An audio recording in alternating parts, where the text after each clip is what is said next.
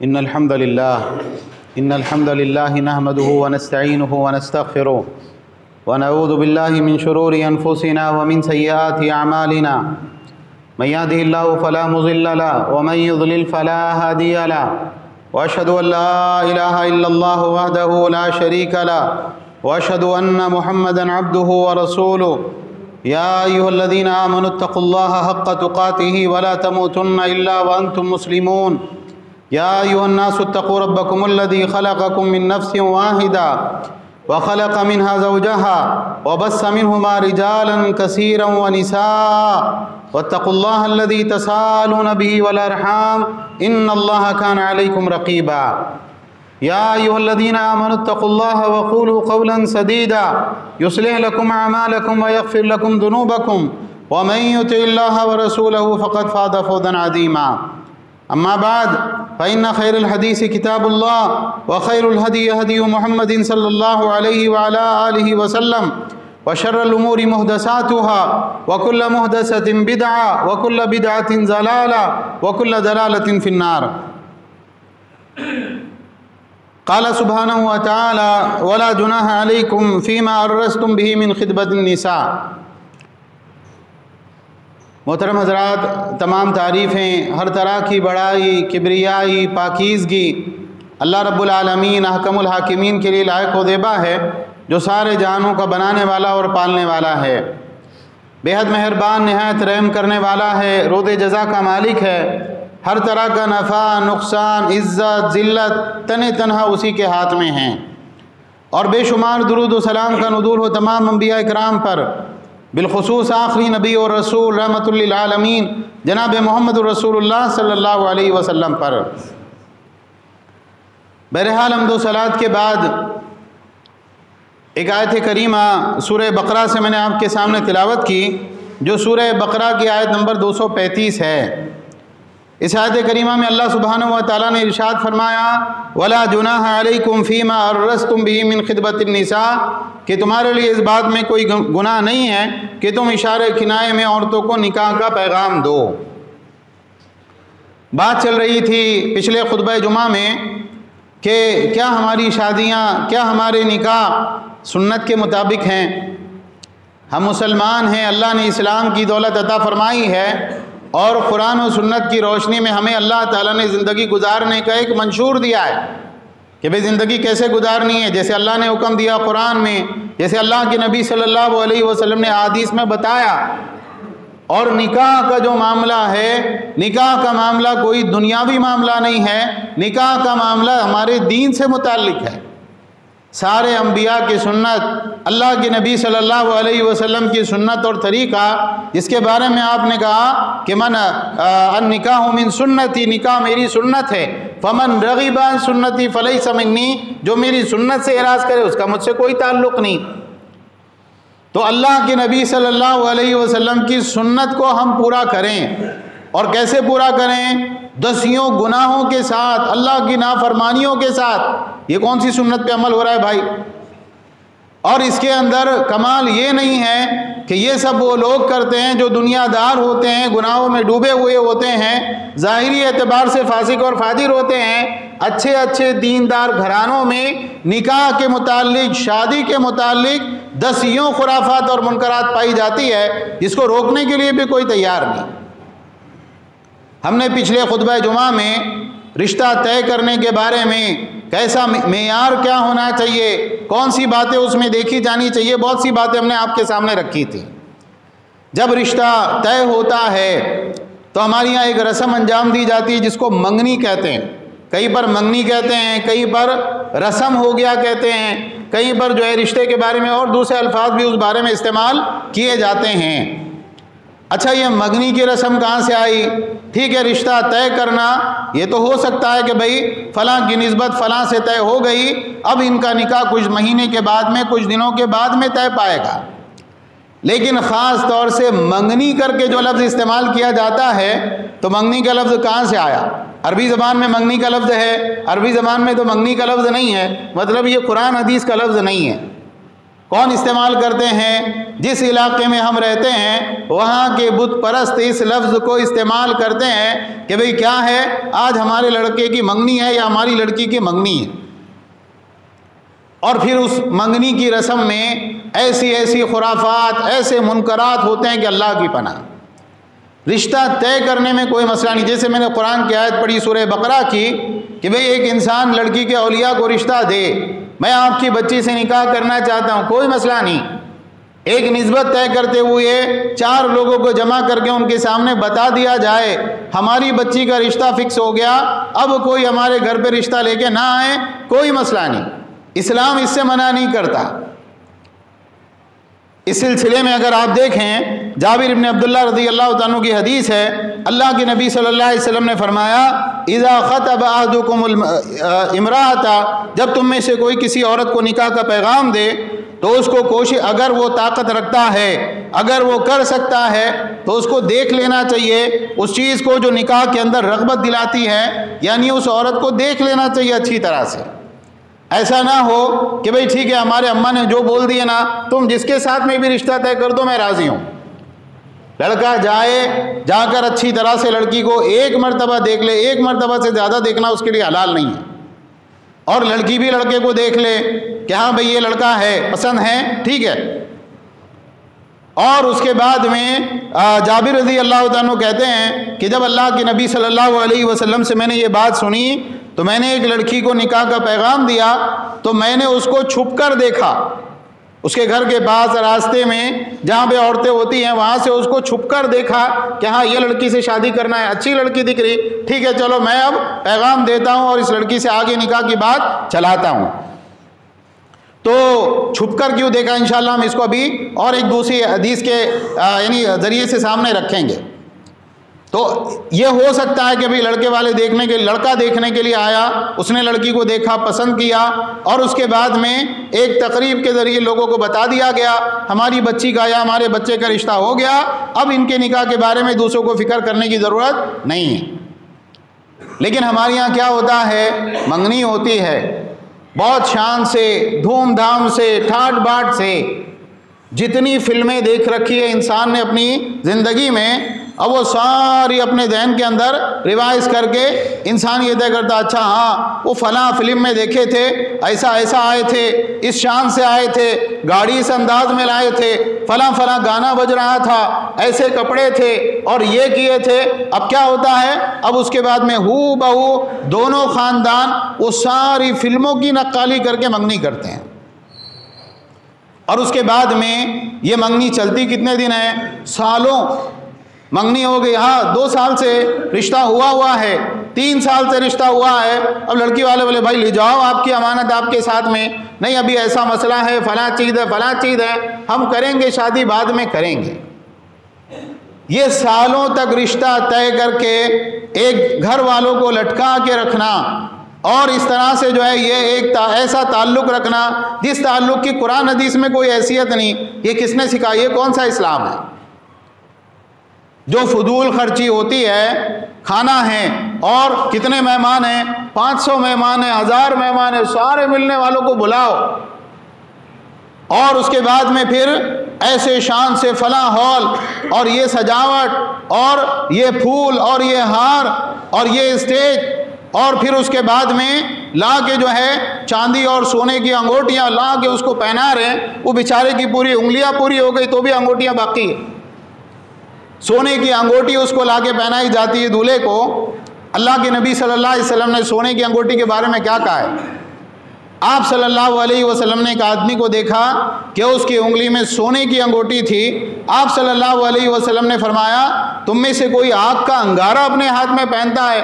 آپ نے غصے میں اس انگوٹی کو لے کے پھینک دیا۔ جب آپ صلی اللہ علیہ وسلم چلے گئے تو دوسرے لوگوں نے کہا بھائی اس کو اٹھا لے، اس کو بیچ کے اپنے کام میں لے آ۔ ان صحابی نے کہا جس چیز کو اللہ کے نبی صلی اللہ علیہ وسلم نے پھینک دیا میں اس کو اب استعمال نہیں کر سکتا۔ تو سونے اور چاندی کی انگوٹیاں، اتنا پیسہ ہمارے پاس میں، اتنے وافر مقدار میں، ارے بھائی آپ کی بچی کی منگنی آپ کر رہے ہیں، اس میں اتنے لاکھوں روپے خرچ کر رہے ہیں، اتنے پیسوں میں کسی غریب بچی کی شادی کر دیجئے، کسی غریب لڑکے کی شادی کر دیجئے، نہیں وہ ہم کرنے کے لیے تیار نہیں ہیں۔ اچھا، جب یہ منگنی کی رسم ہو جاتی ہے، اب اس کے بعد میں کیا ہوتا ہے؟ ہمارے معاشرے میں ایک عام غلط فہمی ہے کہ یہ آدھا نکاح ہو گیا یا آدھے سے بھی زیادہ ہو گیا، 75% ہو گیا نکاح، تو یہ کون ہے؟ یہ ہمارا جوائی ہے، یہ ہمارا داماد ہے، یہ کون ہے؟ یہ ہماری بہو ہے۔ بہو ہے مطلب شادی ہو گئی؟ نہیں، شادی نہیں ہوئی، منگنی ہوئی ہے۔ اب اس کے بعد میں اس کے پاس میں اس کا فون نمبر، اس کے پاس میں اس کا فون نمبر، کال شروع ہے، میسیجنگ شروع ہے، اور اس کے بعد میں کبھی ایسے موقع ملا تو باہر ملنا جلنا بھی ہو جا رہا ہے۔ باہر چلے گئے، کچھ آئس کریم کھا لیا، کچھ کھانا کھا لیا ہوٹل میں، ادھر ادھر جو ہے اس کو گھمانے کے لیے لے کے چلے گئے۔ آج یہ چیزیں ہمارے معاشرے میں ہو رہی ہے کہ نہیں ہو رہی؟ اللہ کے نبی صلی اللہ علیہ وسلم کا فرمان اس بارے میں کیا ہے؟ سب سے پہلے تو یہ سمجھنے کی ضرورت ہے، منگنی کی وجہ سے لڑکا اور لڑکی آپس میں محرم ہو جاتے ہیں، آپس میں کبھی بھی محرم نہیں ہوتے، کبھی نہیں ہوتے۔ بعض گھروں میں ایک رواج ہے غیر مسلموں کی نقالی میں، کفار کی نقالی میں، کچھ لوگ تو ایسے ہیں کہ بھئی ٹھیک ہے، جوڑا وغیرہ پہنا دیا، کچھ تحفے تحائف دے دیے، ٹھیک ہے، لیکن بعض لوگ کیا کرتے ہیں؟ لڑکے کو اندر بلاتے، لڑکی کو اس کے بازو میں بٹھاتے، بعض مرتبہ اسٹیج پہ یہ ساری کارروائی ہوتی ہے، اور اس کے بعد میں لڑکا اپنے ہاتھ سے وہ انگوٹی لے کر لڑکی کے ہاتھ میں پہناتا ہے۔ کیا یہ جائز ہے؟ یہ جائز نہیں ہے، یہ سخت حرام ہے۔ اللہ کے نبی صلی اللہ علیہ وسلم نے فرمایا، ایک آدمی کے سر میں نشانہ لے کر لوہے کی کیل ٹھوک دی جائے، یہ اس سے بہتر ہے کہ وہ کسی ایسی عورت کو چھوئے جس کا چھونا اس کے لیے حلال نہیں ہے۔ اور ایک صحیح حدیث میں اللہ کے نبی صلی اللہ علیہ وسلم نے فرمایا کہ اگر گندگی میں لتھڑا ہوا ایک خنزیر، ایک سور انسان کے جسم کو ٹچ کرے، اس کو مس کر کے چلا جائے، یہ اس سے بہتر ہے کہ وہ ایسی عورت کو چھوئے جس کا چھونا اس کے لیے حلال نہیں۔ قرآن کی آیتیں ہیں، اللہ کے نبی صلی اللہ علیہ وسلم کی حدیثیں ہیں۔ آپ صلی اللہ علیہ وسلم نے فرمایا زنا کے بارے میں، یہ صرف ایک ہی چیز کو نہیں کہتے، بلکہ ہاتھ، کان، آنکھیں، زبان، یہ ساری چیزوں کا زنا بھی ہوتا ہے۔ ہاتھ کا زنا کیا ہے؟ نامحرم کو چھونا، جس عورت کو، جس لڑکی کو چھونے کو اللہ نے حلال قرار نہیں دیا، آپ اس کو ٹچ کر رہے ہیں، یہ کیا ہے؟ یہ ہاتھ کا زنا ہے۔ اللہ کے نبی صلی اللہ علیہ وسلم کے زمانے میں کیا ہوتا تھا؟ لوگوں میں ایک رواج تھا کہ بھئی بچی کسی کے سامنے نہیں آئے گی، یہاں تک کہ ہونے والے شوہر کے سامنے بھی نہیں آتی تھی۔ یہ اللہ کے نبی صلی اللہ علیہ وسلم نے کہا نہیں، دکھاؤ اس کو، ایک مرتبہ تو بھی دکھاؤ۔ چنانچہ جابر رضی اللہ تعالیٰ کی جو حدیث ہم نے ذکر کی، اس میں کیا ہے؟ اس میں یہ ہے کہ میں نے چھپ کے دیکھا، کیوں؟ عورتیں آتی نہیں تھی سامنے۔ مغیرہ ابن شعبہ رضی اللہ تعالیٰ کی ایک حدیث ہے جس کو امام احمد نے اپنی مسند میں روایت کیا ہے۔ یہ آئے اللہ کے نبی صلی اللہ علیہ وسلم کی خدمت میں، کہ اللہ کے نبی میرا نکاح کرنے کا ارادہ ہے، اور میں نے گھر کی عورتوں سے سنا ہے انصار کے یہاں فلاں جگہ فلاں گھر میں ایک بچی ہے جو نکاح، یعنی جس کا نکاح ہونا ہے، میں چاہتا ہوں کہ میں اس کے گھر میں جا کے نکاح کا پیغام دوں۔ اللہ کے نبی صلی اللہ علیہ وسلم نے کہا دیکھو تم جانا چاہتے ہو، نکاح کا پیغام دینا چاہتے ہو، تو ہمارا مشورہ یہ ہے کہ تم پہلے جا کے اس لڑکی کو دیکھ لو اچھی طرح سے۔ کہا ٹھیک ہے۔ اب یہ وہاں پر پہنچے، وہاں پر پہنچنے کے بعد اچھا کون گئے، کتنے لوگ گئے ساتھ میں، گاڑی بھر کے؟ نہیں، اکیلا دولہا گیا بات کرنے کے لیے کہ میں آپ کی بچی سے نکاح کرنا چاہتا ہوں۔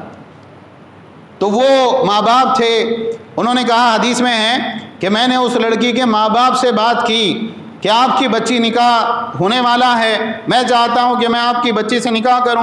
ارے واہ، بہت اچھی بات ہے، ماشاءاللہ۔ بولے میں ایک نظر اس کو دیکھنا چاہتا ہوں۔ تو حدیث میں ہے کہ اس وقت میں اس کے ماں باپ نے گویا اس کو بہت برا لگا، بہت ان کو بھاری لگا، آپ ہماری بچی کو دیکھو گے شادی کے بغیر، شادی سے پہلے، ایسا کیسے ہو سکتا ہے؟ تو وہ لڑکی پردے کے پیچھے وہ باتیں سن رہی تھی۔ اس لڑکی نے پردے کے پیچھے سے بلند آواز سے کہا اگر اللہ کے نبی صلی اللہ علیہ وسلم نے واقعتاً تم کو دیکھنے کی اجازت دی ہے تو دیکھ لو، اور اگر اللہ کے نبی صلی اللہ علیہ وسلم نے ایسا نہیں کہا ہے تو میں تم کو اللہ کا واسطہ دیتی ہوں، اللہ سے ڈراتی ہوں، خبردار مجھ کو دیکھنے کی ضرورت نہیں۔ تو کہتے ہیں میں نے کہا ہاں مجھ کو اللہ کے نبی صلی اللہ علیہ وسلم نے اجازت دی ہے۔ پھر وہ لڑکی آئی، انہوں نے اس کو دیکھا اور اس کے بعد میں ان کا نکاح ہوا اس لڑکی کے ساتھ میں، اور کہتے ہیں اس کے بعد میں ہمارے درمیان میں بہت موافقت رہی، بہت پیار محبت کے ساتھ میں ہم نے زندگی گزاری۔ اصل بات یہی ہے، گھروں میں میاں بیوی کے درمیان میں محبت کیسے ہوتی ہے؟ اللہ کی اطاعت اور فرما برداری سے۔ جتنے اصول آپ توڑیں گے شریعت کے، جتنی گناہ کریں گے، جتنی نافرمانیاں کریں گے، اتنا گھر کے اندر نوست آئے گی۔ تو آپ بتائیے یہ ساری چیزیں ہمارے معاشرے میں ہو رہی ہیں کہ نہیں ہو رہی ہے؟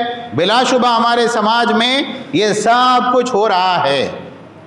سالوں تک منگنیاں چلتی ہیں، اور منگنی اور رسم کے موقع پر بے پناہ خرافات ہوتی ہیں، پیسہ پانی کی طرح بہایا جاتا ہے، ایک دوسرے کو تحفے تحائف دیے جاتے ہیں، اور پھر اس کے بعد میں اللہ نہ کرے وہ رشتہ ٹوٹ گیا تو اس کے بعد میں کیا ہوتا ہے معلوم ہے؟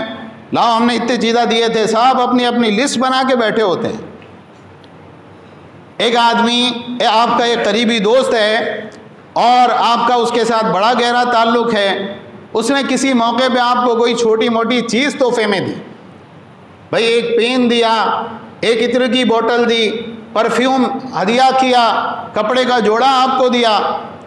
اب کچھ دنوں کے بعد میں آپ کی اس کی ناچاقی ہو گئی، کسی بات میں بحث ہو گئی، بولے اچھا آپ میرے سے ایسا کر رہے کیا، لاؤ میرا وہ کپڑے کا جوڑا نکالو، وہ عطر کی ڈبی میں نے آپ کو دیا تھا، وہ عطر کی ڈبی واپس کرو، وہ پین دیا تھا میں نے آپ کو، وہ پین بھی نکال کے لاؤ اپنے گھر میں سے۔ لوگ بولیں گے کیسا کمظرف آدمی ہے، ایک ذرا سی بات کے اوپر ساری چیزیں واپس مانگ رہا ہے۔ ہدیہ واپس لینے والے کے بارے میں اللہ کے نبی صلی اللہ علیہ وسلم نے کیا فرمایا؟ جو آدمی ہدیہ دے اور ہدیہ دینے کے بعد میں اپنا ہدیہ واپس مانگے، اس کی مثال کتے کی ہے کہ وہ قے کرتا ہے اور اس کے بعد میں وہی قے کو چاٹ لیتا ہے۔ آپ دیکھیں ہماری شادیوں میں یہ ہوتا ہے کہ نہیں ہوتا ہے؟ ذرا سی ناچاقی ہو جائے، رشتہ ٹوٹ جائے، یا جو ہے شادی کے بعد میں کچھ مسائل ہو جائے، لاؤ ہمارے پیسے واپس کرو، ہمارا سامان واپس کرو، یہاں تک کہ اگر طلاق وغیرہ کی نوبت آئے نکاح کے بعد میں، وہ ہم نے 5 چمچ دیے تھے آپ کو، وہ چمچ بھی آپ سے واپس چاہیے۔ تو یہ بات یاد رکھیں کہ منگنی کی رسم شریعت کے خلاف ہے۔ جو خرافات ہوتی ہیں، جو منکرات ہوتی ہیں، یہ بالکل شریعت کے خلاف ہے۔ سادگی کے ساتھ میں اگر ڈائریکٹ نکاح کریں آپ، ٹھیک ہے بھائی ہو گیا، گھر میں ہم نے دیکھ لیے، ایک دوسرے کو پسند آ گئے، بات کر لی کون سی تاریخ کو نکاح کرنا ہے، کر کے ڈائریکٹ فلاں تاریخ کو ہمارے بچے کا نکاح ہے۔ لیکن اگر ایسا نہیں کرتے ہیں، یہ خرافات سے بچیں، منکرات سے بچیں، اسراف اور فضول خرچی سے بچیں، بے حیائی اور بے غیرتی سے بچیں۔ یہ جو ایک رواج ہے ہمارے معاشرے میں، نکاح شادی کا موقع ہے، منگنی کا موقع ہے، تو کیا ہوتا ہے؟ میوزک کھلم کھلا جو ہے ایک طوفان ہوتا ہے میوزک کا۔ بعض منحوس قسم کے لوگ ہوتے ہیں، بے شرم اور بے غیرت قسم کے، وہ کیا کرتے ہیں؟ وہ ڈیگ لگاتے ہیں، پورے محلے کے اندر آواز گونجے۔ کون سی آواز؟ اللہ کی نافرمانی کی آواز، شیطان کی آواز، وہ آواز جس کے اوپر اللہ اور اس کے رسول کی لعنت ہے۔ اور اگر ڈیگ وغیرہ نہیں لگا رہے ہیں تب بھی تھوڑا بہت ہلکا پھلکا گھر کے اندر تو کچھ نہ کچھ بجاتے ہی ہیں۔ میوزک کے بارے میں اللہ کا، اس کے رسول کا کیا فرمان ہے؟ سورہ لقمان آیت نمبر 6 میں اللہ تعالیٰ نے فرمایا وَمِنَ النَّاسِ مَن يَشْتَرِي لَهْوَ الْحَدِيثِ لِيُضِلَّ عَن سَبِيلِ اللَّهِ بِغَيْرِ عِلْمٍ وَيَتَّخِذَهَا هُزُوًا أُولَٰئِكَ لَهُمْ عَذَابٌ مُّهِينٌ۔ بعض لوگ ایسے ہیں جو لہو الحدیث، کھیل کود کا سامان خریدتے ہیں، بیکار چیزیں خریدتے ہیں، کیوں؟ تاکہ اللہ کی راہ سے بغیر علم کے لوگوں کو بھٹکائیں اور اللہ کے دین کا مذاق بنائیں۔ اللہ نے ایسے لوگوں کے لیے ذلیل کر دینے والا عذاب تیار کر رکھا ہے۔ جب یہ آیت کریمہ حضرت عبداللہ ابن مسعود رضی اللہ عنہ کے سامنے پڑھی گئی، اللہ کے نبی کے صحابی کے سامنے، تو اس وقت میں لوگوں نے پوچھا اے عبداللہ ابن مسعود یہاں لہو الحدیث سے کیا مراد ہے؟ تو عبداللہ ابن مسعود رضی اللہ تعالیٰ عنہ نے کہا الغنا، گانا بجانا، والذی لا الہ الا ہو، اس ذات کی قسم جس کے سوا کوئی معبود نہیں۔ 3 مرتبہ عبداللہ ابن مسعود رضی اللہ تعالیٰ عنہ نے اللہ کی قسم کھا کر کہا کہ اس سے مراد گانا بجانا ہے۔ اللہ کے نبی صلی اللہ علیہ وسلم راستے سے جا رہے ہیں، عبداللہ ابن عمر رضی اللہ تعالیٰ عنہ ساتھ میں ہیں۔ اس کے بعد میں ایک مرتبہ عبداللہ ابن عمر راستے سے جا رہے ہیں، نافع ان کے لڑکے یا غلام ساتھ میں ہیں، تو اس وقت میں دور پہاڑ پر ایک چرواہا بانسری بجا رہا ہے۔ فوراً عبداللہ ابن عمر نے اپنے کانوں میں انگلیاں دے لی۔ امام ابو داؤد نے اس حدیث کو روایت کیا ہے، اور تھوڑی دور چلتے رہے۔ اس کے بعد نافع سے کہا اب آواز آ رہی ہے؟ کہا نہیں، اب تو آواز آنا بند ہو گئی۔ تو اپنی کانوں سے انگلیاں نکالی اور کہا میں نے اللہ کے نبی صلی اللہ علیہ وسلم کو یہی کام کرتے ہوئے دیکھا ہے۔ اچھا، مسئلہ کیا ہے؟ ایک گناہ وہ ہوتا ہے جو آپ اپنے کمرے کے اندر کرتے ہیں، ڈرتے ہوئے، لوگوں سے شرماتے ہوئے، اللہ سے شرماتے ہوئے، اور آپ کو ایک دل میں بات ہوتی ہے کہ اللہ مجھ کو توبہ کی توفیق دے، گناہ کر رہا ہوں میں شیطان کے بہکاوے میں آ کے، لیکن میں چھوڑ دوں گا، اس گناہ سے توبہ کر لوں گا۔ ایک گناہ وہ ہوتا ہے جو انسان علل اعلان سب کے سامنے کرتا ہے اور لوگوں کو دعوت دیتا ہے کہ آؤ، تم بھی مزہ کرو، تم بھی جھومو۔ یہ گناہ گویا اللہ تعالیٰ سے بغاوت ہوتی ہے، اور ایسے انسان کو اللہ سے ڈرنا چاہیے کہ اللہ تعالیٰ اس کے ساتھ کیا معاملہ کرے گا۔ ایک آدمی اپنے کمرے میں گانا بجا رہا ہے، کانوں میں ہیڈ فون لگا کر، وہ بھی غلط ہے۔ کوئی نہیں دیکھ رہا ہے، گناہ کر رہا ہے، وہ بھی غلط ہے۔ لیکن ایک آدمی پورے محلے کے سامنے علل اعلان جو ہے گانا بجانا کر رہا ہے، میوزک لگا رہا ہے، فحش ترین گندے ترین الفاظ اس کے ہیں، اور اس کے بعد میں کیا ہمارے گھر میں شادی ہم تو کریں گے، یہ آدمی حقیقتاً اللہ سے بغاوت کرنے والا، اللہ کا بہت بڑا مجرم ہے۔ اور آپ دیکھیں جو لوگ اس طرح کی خرافات کرتے ہیں نا، اس کے بعد میں بھگتتے بھی ہیں۔ یہی شادیاں ہوتی ہیں، 4-6 مہینے چلتی ہے، اس کے بعد طلاقوں تک نوبت آتی ہے، پھر کورٹ اور کچہری کے چکر ہوتے ہیں، پھر آپس میں لڑائی جھگڑے ہوتے ہیں۔ بولے کیا ہو گیا ہمارے گھر پہ، پتہ نہیں کس کی نظر لگ گئی؟ کسی کی نظر نہیں لگی، آپ کے کرتوت ہے جو آپ کے سامنے آ رہے ہیں۔ تو گانا بجانا بری چیز ہے۔ اسی طرح سے آپ دیکھیں عورتوں کے میک اپ اور سجنے سورنے میں جو مبالغہ ہوتا ہے، ایک عورت ہلکی پھلکی زینت اختیار کر لے اپنے شوہر کے لیے، اپنے محارم کے لیے، ایک لڑکی دلہن ہے، اس کو اور زیادہ آپ نے تیار کر دیا، نہیں ہماری بچی کہاں جائے گی؟ بیوٹی پارلر جائے گی، اور وہاں جا کر کیا کچھ کس انداز میں وہ تیاری کرے گی، کیا سجاوٹ کرے گی، اپنے کون کون سے کپڑے ان لوگوں کے سامنے اتارے گی، اللہ ہی بہتر جانتا ہے کہ وہ کتنی برائی اور کتنی جو ہے قباحت کی چیز ہے۔ نبی صلی اللہ علیہ وسلم کے زمانے میں حمام ہوا کرتے تھے بعض شہروں میں، اور وہاں پر عورتیں جاتی غسل کرنے کے لیے، اندر اسٹاف جو ہوتا وہ بھی عورتوں کا ہی ہوتا، نہانے والی دیگر بھی عورتیں ہوتی۔ وہاں پر کیا ہوتا، کچھ تیل کی مالش کیے، کچھ بھاپ دیے، کچھ اس طرح کا معاملہ کیے، پھر عورتیں گرم پانی سے غسل کر کے اپنے گھروں میں واپس لوٹ آتی۔ حضرت عائشہ رضی اللہ تعالیٰ عنہ کے پاس کچھ آئی عورتیں، کام ہم سے آئے ہیں ملک شام سے۔ کہا تم وہی عورتیں ہو، تم وہی کی ہو جہاں پہ عورتیں حمام میں جاتی ہیں؟ کہا ہم وہی اسی شہر سے آئے ہیں۔ تو انہوں نے کہا میں نے اللہ کے نبی صلی اللہ علیہ وسلم سے سنا ہے کہ ہر وہ عورت جو اپنے شوہر کے گھر کے علاوہ کسی اور جگہ کپڑے اتارتی ہے، وہ اللہ کے اور اپنے درمیان کا جو پردہ ہے اس پردے کو چاک کر دیتی ہے۔ بہت سی چیزیں ایسی ہیں جو اللہ کی تخلیق کو بدلنے میں سے، بھووں کا جو ہے ہلکا کرنا اور بعض اس طرح کی چیزیں، وہ اللہ کی تخلیق کو بدلنے والی چیزیں ہیں، وہ بھی انجام دی جاتی ہیں۔ بعض شادیوں میں عورتیں وگ لگاتی ہیں۔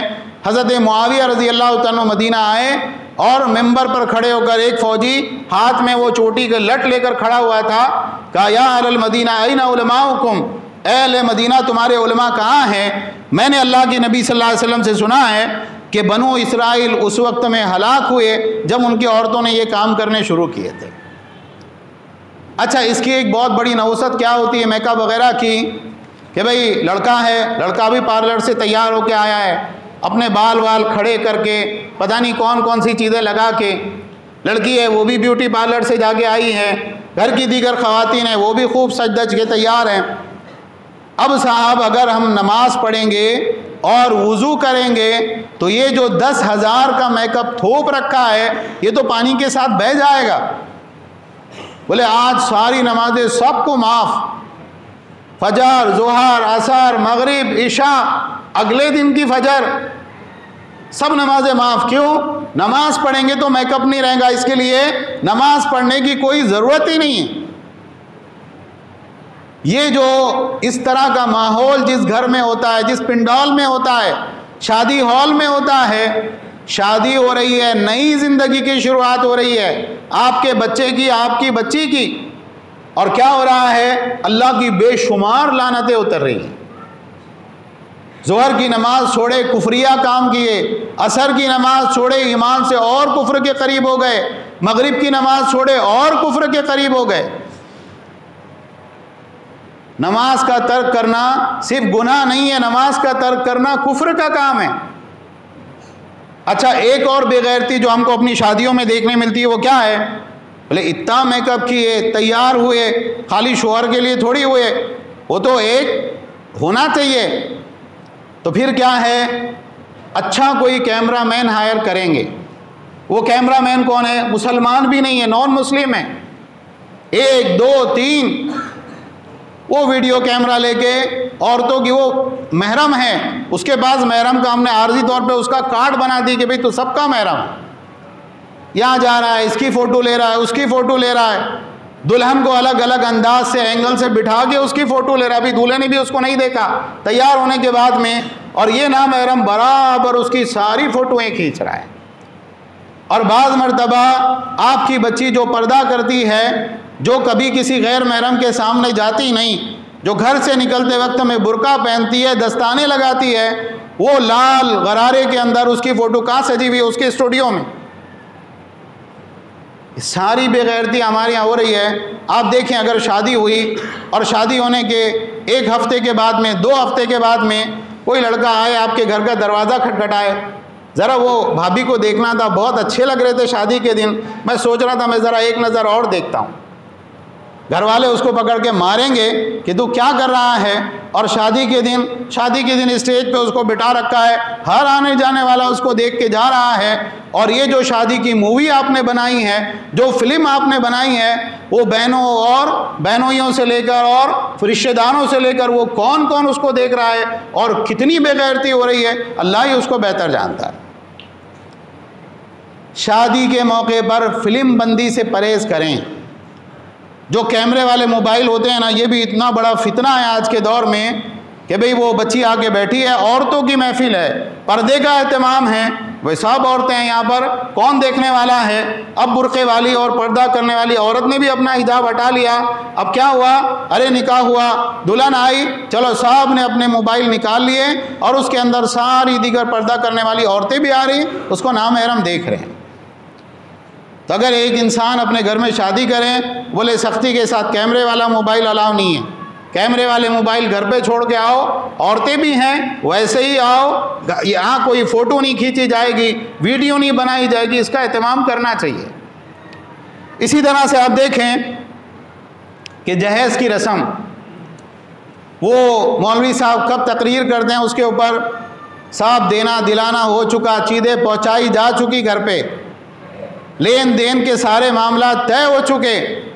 اب نکاح کی محفل میں آئے، نکاح پڑھنے کے لیے دولہا تیار ہو کے بیٹھا ہے، مولوی صاحب بولتے جہیز لینا دینا سب حرام ہے. وہ سب حرام کام پہلے ہو چکے ہیں.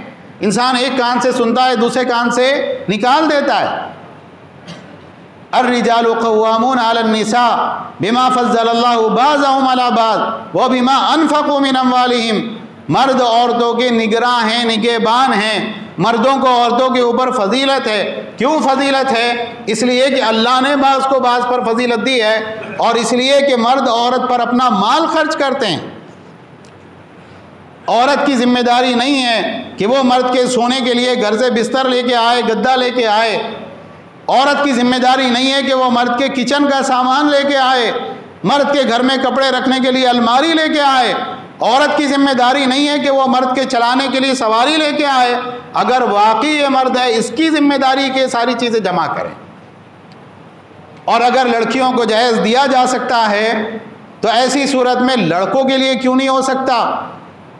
آپ کا بیٹا ہے، آپ کا بھتیجا ہے، بھانجا ہے، آپ کا رشتہ دار ہے، شادی کی عمر کو پہنچ گیا لیکن ابھی انتظام نہیں ہے شادی کا، کیوں ماموں چچا باپ بیٹھ کر یہ نہیں طے کرتے ارے ہمارے بچے کی شادی کرنا ہے، لاؤ بطور قرض چلو یہ گھر کا سامان ضروری ہے، آپ لاؤ یہ پیسے دو چلو جمع کرو، اس کے گھر کا سامان لو، لڑکی والوں کو بلا کر گھر کی دروازہ کھول کے دکھایا جائے دیکھیے سارا کمرہ ہم نے سجا لیا، اب ہم کو کسی چیز کی ضرورت نہیں۔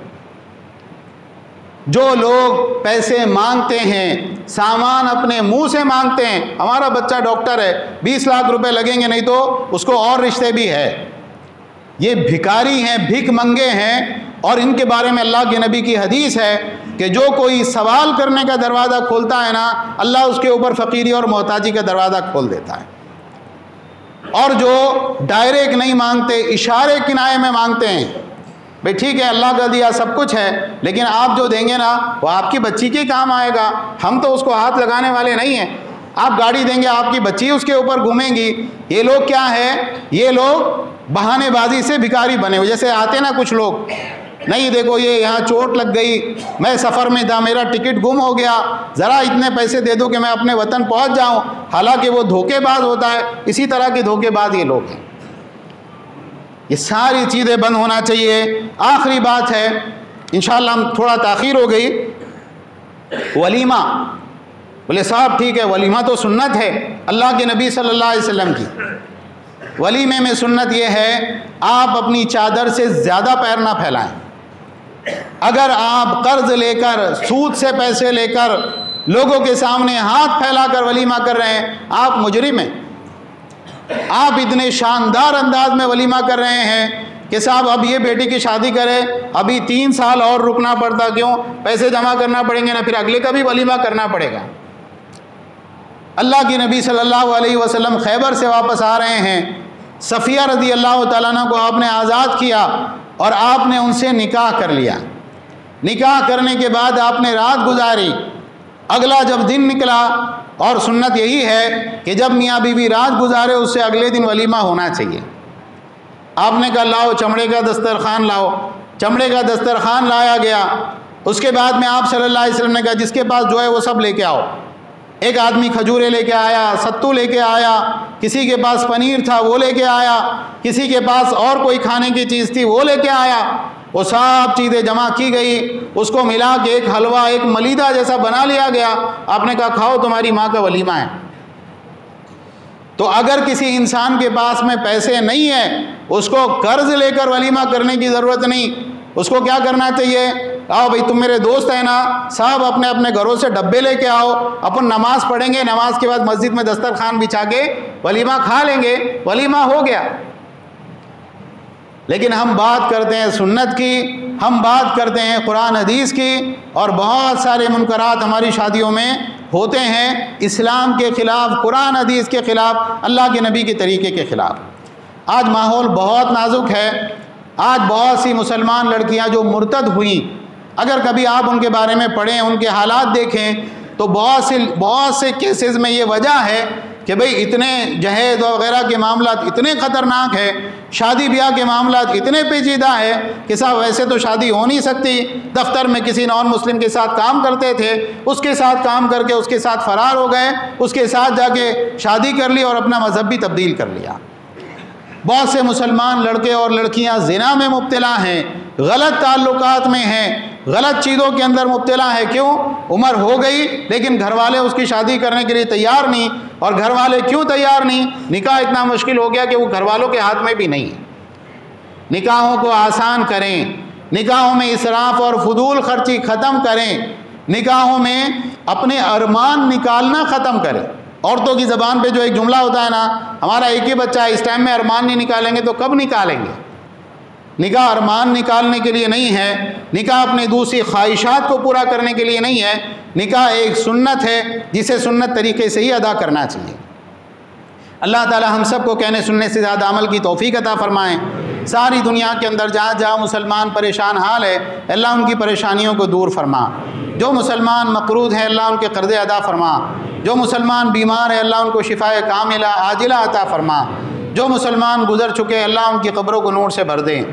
اے اللہ فلسطین والوں کی مدد فرما، جو مسلمان شہداء ہیں اللہ ان کو جنت الفردوس عطا فرما، جو مسلمان زخمی اور بیمار ہیں اللہ ان کی غیب سے مدد فرما، اے اللہ کفر اور کافروں کو ذلیل اور رسوا فرما، اسلام اور مسلمانوں کو غلبہ اور عزت عطا فرما، اے اللہ ہم سب کو صحیح کام کرنے کی توفیق عطا فرما، کتاب و سنت پر عمل کرنے کی توفیق عطا فرما، توحید اور سنت پر چلنے کی توفیق عطا فرما، اے اللہ شرک سے، بدعات سے، گناہوں سے ہم سب کی حفاظت فرما، جب تک زندہ رکھ اسلام اور ایمان پر زندہ رکھ، اور اسلام اور ایمان ہی کی حالت میں ہم کو وفات عطا فرما، آمین وآخر دعوانا ان الحمد للہ رب العالمین۔